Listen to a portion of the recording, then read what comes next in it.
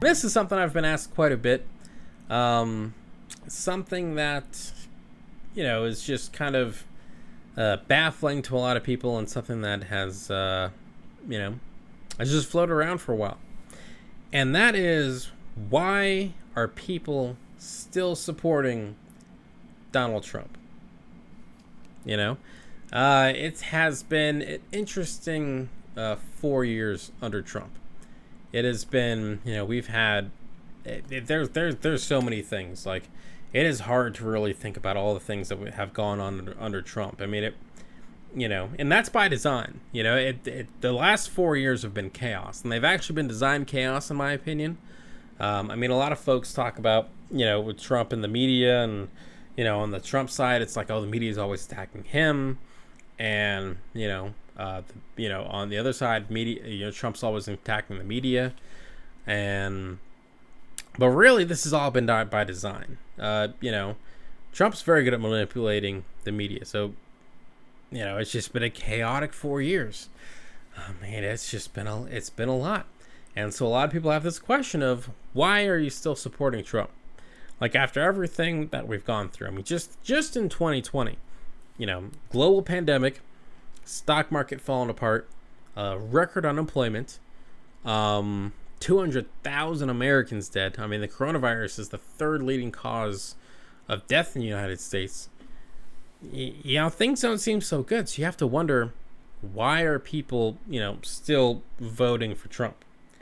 And I think there's a couple reasons.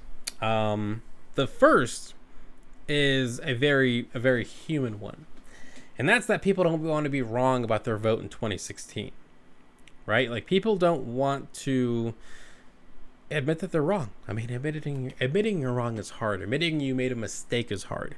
I've heard from a lot of folks who supported Trump in 2016 that have admitted they made a mistake, and this wasn't the right choice, and they wish they did something different.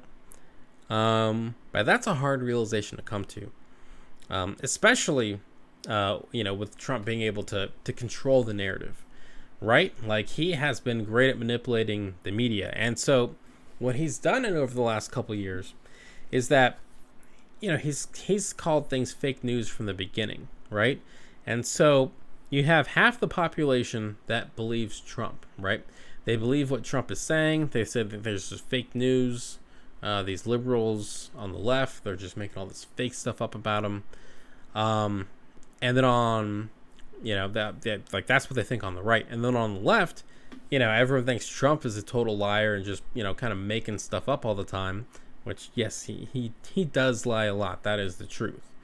But the fact of the matter is, he has divided people so much that a lot of people just don't know, what's true anymore. And that allows him to create his own narrative, and people are following that.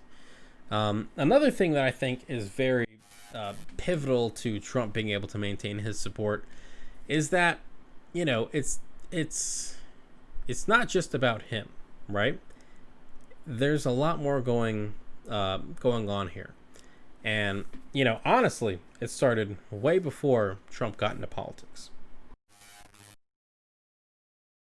Are you prepared to take the oath, Senator? I am. I, Barack Hussein Obama, do solemnly swear. I, Barack Hussein Obama, do solemnly swear. That I will execute the office of President to the United States faithfully. That I will execute faithfully the office of President of the United States. The office of President of the United States faithfully. And will, to the best of my ability. And will, to the best of my ability. Preserve, protect, and defend the Constitution of the United States. Preserve, protect, and defend the Constitution of the United States. So help you God. So help me God. Congratulations, Mr. President. There you go. That was a great moment there. It was a little, little shaky on the handoff there, right? I get it. That's there's a lot of nerves when you're about to become the 44th president of the United States. But the reason I bring that clip up is that when Obama took office, and he ran on this position of change, and he did a lot of change, and I do think he was a great president. But the country changed so much when Obama was president, right? I mean, listen to this. This is Obama talking about gay marriage back in the day. At this point, what I've said is that my baseline is a strong civil union that provides them the protections and the legal rights that married couples have, and I think that, and I think that's the right thing to do.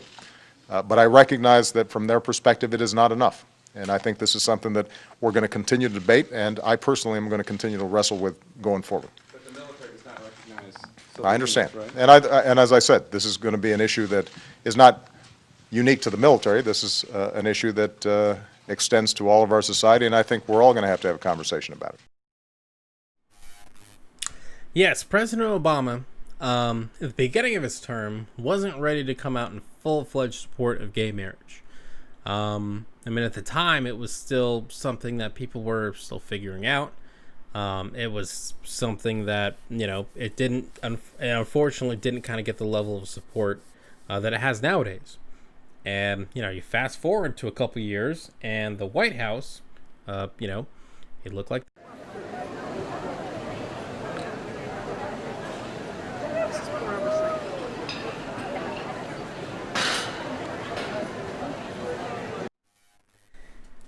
And so what I'm really trying to say is that Obama's election gave rise to change. Change in the country. It gave rise to a lot of, social, a lot of social change in the country. And it gave rise to the Tea Party, which has essentially become the Trump supporters nowadays. Now, of course, this is not Obama's fault. This is not a blame thing when it comes to him. But what I'm trying to say is that, the country changed a lot in the 8 years under Obama's term. And so a lot of Trump support isn't really about Trump. It's about a pushback over that change. It's about trying to, trying to push back over the cancel culture we have nowadays. It's pushing back over socialism. Talk of socialism on the left, on the progressive side. So it's not really Trump versus Biden, right? It's Trump versus socialism. It's Trump versus globalism. It's Trump versus equality. It's Trump versus liberals, which is a big thing. A lot of the folks on the right, they just want to, they just want to own the libs, right? They just want to cancel the libs. They just want to shut down liberal or left-leaning type people. And that's this base, right? That's who his supporters are. I'm like, I don't know, I'm trying to what does this lady have on her face? But yeah, these are the people supporting Trump, right? And yes, they're supporting Trump because they like Trump, but they're also supporting Trump because they hate change, right? They're tired of, feeling like they are, on the outside for believing the things that they believe, for thinking the things that they think. And so it's less about Trump and it's more about trying to turn the clock back to the way things were when you could be racist, or you could joke about racism, or you could say horrible things and people wouldn't call you a racist, or it's an anti-intellectualism. It's a trying to go back to the past to how things were, and there's a lot of people that has a lot of appeal to, especially economically. I think that's another thing that I have to mention here that I kind of forgot to put in my notes there. But, because, the world is changing and the economy is changing, and then the nature of work is changing, that, people don't want that, right? Like, I remember, back in 2016, people talked about what Hillary's economic plan was, right? And Hillary, to her credit, told people what they didn't want to hear, but what the truth was. And the truth was that, for example, if you're a coal miner in West Virginia, right? You've been doing coal your whole life. Coal is your whole thing. You didn't want to hear Hillary Clinton tell you, okay, we're going to train you for this, new green job, or we're going to give you, new training or something like that, or there's other jobs out there for you. Which, that's what you really needed to hear. That was the truth. Now, Trump comes in and says, hey, we're going to save all those coal jobs. We're going to save coal country. When any economist will tell you the reason why there's no coal jobs anymore is because people don't want to use coal. It's inefficient. It's dirty. It's expensive. I mean, it's just economics that have killed the coal industry. But if you're a voter in West Virginia and you hear one person say, hey, we're bringing those jobs back for you, well, you're gonna ride with that person. You don't want to hear the other side, even if it's the truth.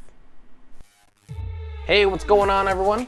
Thank you so much for watching Citizen Pete. I really appreciate it.